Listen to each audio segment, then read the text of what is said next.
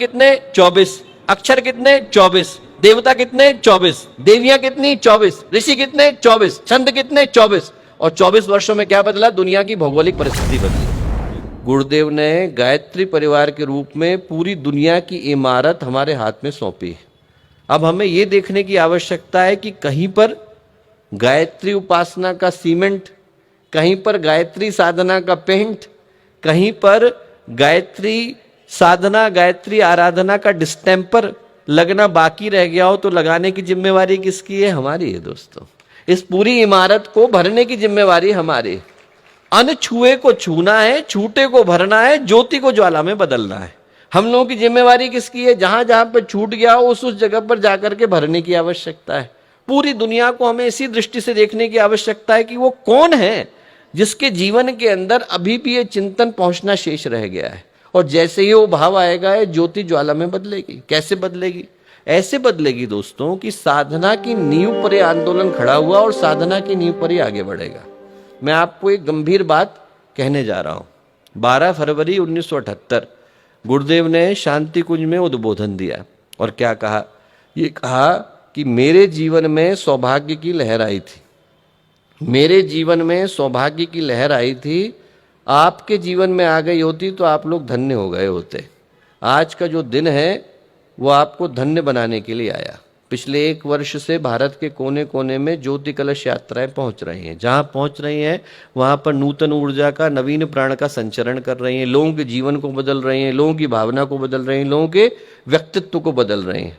पर इसके साथ हम लोगों को प्रयत्न करने की आवश्यकता है ताकि ये ज्योति ज्वाला में बदल सके। हमें अपने अंदर की ज्योति को जगाने की आवश्यकता है। और वो ज्योति जगेगी कैसे?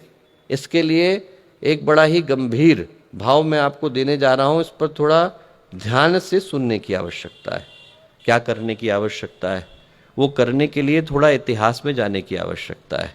गुरुदेव ने जब 1926 में अखंड दीपक को प्रज्वलित किया तो जरा सोच करके देखिए कि 1926 के बाद 1950 तक के लिए समय कितना? 24 वर्ष।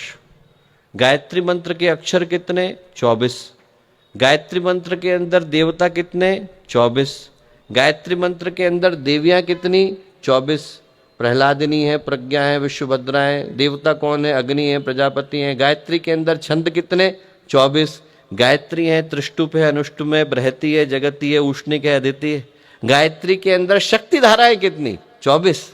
आप यदि उठा करके देखें तो आदि शक्ति है, ब्राह्मी है, वैष्णवी है, शांभवी है, देव माता है, वेद माता है, विश्व माता है, अजपा है, रिद्धि है, सिद्धि है, सावित्री है, कुंडलिनी है, प्राणाग्नि है, भवानी है, भुवनेश्वरी है, सरस्वती है, लक्ष्मी है, दुर्गा है। ये सारी की सारी क्या है? गायत्री की 24 शक्ति धारा है। 1926 से कहानी शुरू हुई। 1950 में उसने एक नया मोड़ लिया। इन 24 वर्षों में गुरुदेव ने गायत्री के कितने पुरुषचरण करे? 24।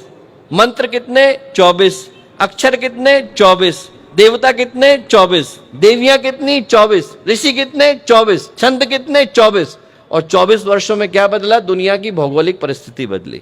वो जो देश थे जहां पर ध्रुवीकरण हो रहा था, तानाशाह चले गए, यूनाइटेड नेशन निकल करके आया, यूरोपियन यूनियन उसी के मध्य से उभर करके आया। विश्व की भौगोलिक परिस्थितियों को बदलने के लिए वो 24 वर्ष थे। गुरुदेव उस साधना को करके गए।